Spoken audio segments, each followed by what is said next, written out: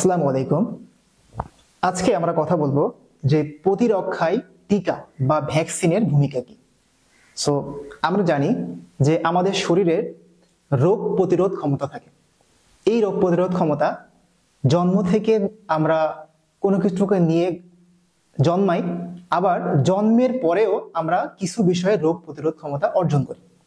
যেমন ধরো, একটি মা করোনা ভাইরাসে আক্রান্ত, এখন তার বাচ্চা হবে। তো বাচ্চা হওয়ার আগে দেখা যায় ওই মা করোনা ভাইরাস দিয়ে অলরেডি সেরে গেছে, অর্থাৎ বাচ্চা যখন পেটের ভিতরে ছিল তখন মায়ের করোনা ভাইরাস দিয়ে আক্রান্ত হয়েছিল, তারপরে মা আবার সেরে গেছে। তার মানে কি, মায়ের শরীরে কিন্তু অ্যান্টিবডি তৈরি হয়েছে। অ্যান্টিজেন যখন আমাদের শরীরে ঢুকে তখন ওই অ্যান্টিজেনের এগেনস্টে আমাদের বডি অ্যান্টিবডি প্রোডাকশন করে। সো অবভিয়াসলি মায়ের শরীরেও কিন্তু একটা অ্যান্টিবডি তৈরি হয়েছে। তাহলে প্লাসেন্টার মাধ্যমে বা অমরার মাধ্যমে এই অ্যান্টিবডি কিন্তু মা থেকে আবার সন্তানের ভিতরেও চলে যাবে। তাহলে দেখো তো, এই বাচ্চাটা জন্মের আগে থেকেই করোনার ভ্যাকসিন নিয়ে জন্মালো। এটাকে বলা হয় কনজেনিটাল ইমিউনিটি, অর্থাৎ জন্ম থেকেই যে ইমিউনিটিটা নিয়ে আমরা বড় হই। আর একটি হচ্ছে অ্যাকোয়ার্ড, অর্থাৎ জন্মের পরে, সেটি হচ্ছে এই ভ্যাকসিন। দেখো, একটা বাচ্চা আজকে জন্মগ্রহণ করলো, তাকে কিন্তু আজকেই আমাদের একটা টিকা দিতে হয়, তার নাম হচ্ছে বিসিজি, অর্থাৎ যক্ষার বিরুদ্ধে তাকে একটা টিকা দেওয়া হয়। এরকম বাচ্চাকে বিভিন্ন সময়ে দেখবা বিভিন্ন রকম টিকা দেওয়া হয়। তো এই টিকার আসল কাজটা কি, টিকার ভূমিকাটা কি? অ্যাকচুয়ালি ভ্যাকসিন কাজ করে প্যাসিভ ইমিউনিটি হিসাবে। Passive immunity. এখন প্যাসিভ ইমিউনিটি কি? আমরা ইমিউনিটি সম্পর্কে আরো একটা ভিডিওতে বিস্তারিত আলোচনা করছি, সেখান থেকে তোমরা অবভিয়াসলি এই প্যাসিভ ইমিউনিটি সম্পর্কে জানো। বাট আমি এখানে অল্প একটু বলি যে অ্যাক্টিভ ইমিউনিটি হচ্ছে সেই বিষয়টা যেটি আমার শরীর অর্জন করে। যেমন আমার করোনা ভাইরাস হলো, সেরে গেল, তার মানে কি, অবভিয়াসলি ওই করোনার অ্যান্টিজেনের এগেনস্টে আমাদের শরীরে একটি অ্যান্টিবডি তৈরি হয়েছে। তাহলে দেখো, এটা হচ্ছে অ্যাক্টিভলি আমি সেখানে পার্টিসিপেট করলাম এবং সেই রোগটা থেকে সেরে গেলাম। এটাকে বলা হয় অ্যাক্টিভ ইমিউনিটি। আর প্যাসিভ ইমিউনিটি হচ্ছে এই যে আমরা ভ্যাকসিন দিই, এই ভ্যাকসিন দেওয়ার ফলে আমাদের শরীরে যে ইমিউনিটি তৈরি হয় তাকে বলা হয় প্যাসিভ ইমিউনিটি। এখন এটা আলটিমেটলি মেকানিজম কি? মেকানিজম হচ্ছে, ধরো একটা জীবাণু, এইটা ধরো করোনার একটা জীবাণু, তাহলে এই জীবাণু আমাদের শরীরে এসে করোনার রোগ প্রকাশ করবে।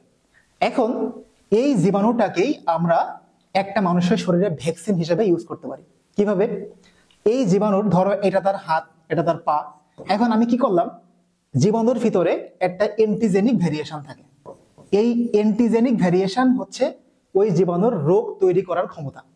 তাহলে যদি আমি ওই রোগ তৈরি করার ক্ষমতাটাকে বাদ দিতে পারি, যদি সেটাকে আমি কোনোভাবে ডিলিট করতে পারি, তাহলে কিন্তু ওই জীবাণু যতই শক্তিশালী হোক না কেন, সে মানুষের শরীরে যাওয়ার পরে আর রোগ তৈরি করতে পারবে না। সো আমরা করোনা ভাইরাসের ভ্যাকসিন যখন তৈরি করছি তখন ঠিক এই জিনিসটাকে ফলো করছি। শুধু করোনা না, সমস্ত ভ্যাকসিন যখন তৈরি করা হয় তখন ঠিক এই সিস্টেমটাকে ফলো করা হয়, যে এই জীবাণুর, ধরো একটা হাত কেটে ফেললাম, একটা পা কেটে ফেললাম, মানে কি, সে প্রতিবন্ধী হয়ে গেল। এখন এই প্রতিবন্ধী একটা ভাইরাস বা ব্যাকটেরিয়াকে আমি মানুষের শরীরে ঢুকালাম। ঢুকানোর পরে এই জীবাণুটা মানুষের শরীরে যে, সে কিন্তু রোগ তৈরি করতে পারবে না, কারণ তার ওই যে রোগ তৈরি করার যে ক্ষমতা, সেটাকে কিন্তু আমি অলরেডি বাইরে থেকে ডিস্ট্রয় করে দিয়েছি। বাট এই যে একটা অ্যান্টিজেন, একটা জীবাণু আমি তার শরীরে ঢুকাই দিলাম, সো তার যে শরীরের শ্বেত রক্তকণিকা থাকে, আমরা জানি এই শ্বেত রক্তকণিকার ভিতরে একটা পার্ট থাকে যাকে আমরা বলি লিম্ফোসাইট। লিম্ফোসাইট, এই লিম্ফোসাইট হচ্ছে একটা অ্যাগ্রানুলার সাবস্টেন্স। অর্থাৎ শ্বেত রক্তকণিকা যে দুই প্রকার ছিল, গ্রানুলার আর অ্যাগ্রানুলার, এই অ্যাগ্রানুলারের ভিতরে ছিল লিম্ফোসাইট আর মোনোসাইট। তো এই লিম্ফোসাইট তখন কি করে, এই অ্যান্টিজেনের বিরুদ্ধে একটি অ্যান্টিবডি প্রোডাকশন করে, তাহলে দেখো তো, ওই যে জীবাণু আমি ঢুকাইছি, ওই জীবাণু নিজে যে কোনো রোগ তৈরি করতে পারেনি, বাট সে আমাদের শরীরে অ্যান্টিজেন হিসেবে নিজেকে উপস্থাপন করছে, যার ফলে আমাদের শরীর একটি অ্যান্টিবডি প্রোডাকশন করছে। তাহলে এই অ্যান্টিবডির তখন কাজ কি?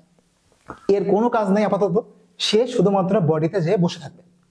পরবর্তীতে যখন ওই ভাইরাসের ছোট ভাইরা আবার যাবে বডির ভিতরে, তখন সে সরাসরি যেয়ে তাদেরকে ডিস্ট্রয় করবে। তাহলে দেখো তো বিষয়টা কত মজার, যে আমরা কাঁটা দিয়ে কাঁটা তুললাম, অর্থাৎ একটা এজেন্ট, একটা ভাইরাস, একটা ব্যাকটেরিয়া যেটা আমাদের শরীরে যে রোগ তৈরি করত, সেই জিনিসটাকেই আমরা ইউজ করলাম তার বিরুদ্ধেই, অর্থাৎ আমরা কাঁটা দিয়ে কাঁটা তুললাম। ওই ভাইরাসটা যেটা আমাদের শরীরে রোগ তৈরি করবে সেটিকে দিয়েই আমরা আমাদের বডির ইমিউনিটি বুস্ট আপ করলাম, আমাদের বডির ইমিউনিটিকে আরো বেশি এনহ্যান্স করলাম, যার কারণে পরবর্তীতে যদি কোনো ভাইরাস আমাদের বডিতে ঢুকে তাহলে তাদেরকে আমরা ডিস্ট্রয় করতে পারি। এটি হচ্ছে ভ্যাকসিন। তো এই ভ্যাকসিন আবার দুই প্রকার। এখন যেটা কথা বললাম সেটি হচ্ছে অ্যান্টিবডি প্রডিউসিং ভ্যাকসিন। আর একটা ভ্যাকসিন আছে যাকে বলা হয় ইমিউনোগ্লোবুলিন, যেমন টিটেনাস, টিটেনাস টক্সয়েড। আমরা জানি যে যখন আমরা রাস্তায় অ্যাক্সিডেন্ট করি বা কোনো লোহার জিনিসে আমাদের হাত পা কেটে যায়, তখন হসপিটালে গেলেই আমাদের একটা ভ্যাকসিন দেওয়া হয় যাকে বলা হয় টিটেনাস টক্সয়েড। তো এই টিটেনাস ভ্যাকসিনটা কি? এই টিটেনাস ভ্যাকসিনটা হচ্ছে একটা ইমিউনোগ্লোবুলিন, যার কাজ কি, যে সরাসরি যে এই জীবাণুটাকে অ্যাটাক করে। অর্থাৎ একটা জীবাণুকে দুইভাবে মারা যায়, একটা হচ্ছে তাকে মেমোরি তৈরি করে পরবর্তীতে ডিস্ট্রয় করা যায়, আর একটা হচ্ছে ওই জীবাণু যখনই শরীরে প্রবেশ করবে তখনই তাকে ইনস্ট্যান্টলি কিল করা যায়। তো এই যে অ্যান্টিবডি, অ্যান্টিবডির কাজ হচ্ছে মেমোরি, সে মনে রাখে, পরবর্তীতে তার বংশধর আসলে তাকে ডিস্ট্রয় করে। আর যেটা হচ্ছে ইমিউনোগ্লোবুলিন, সেটি হচ্ছে সরাসরি ডিফেন্স, যখনই জীবাণু প্রবেশ করবে তখনই তাকে ইনস্ট্যান্টলি কিল করবে। So this is called immunoglobulin. So vaccine সম্পর্কে আজকে এই পর্যন্তই। সবাইকে ধন্যবাদ।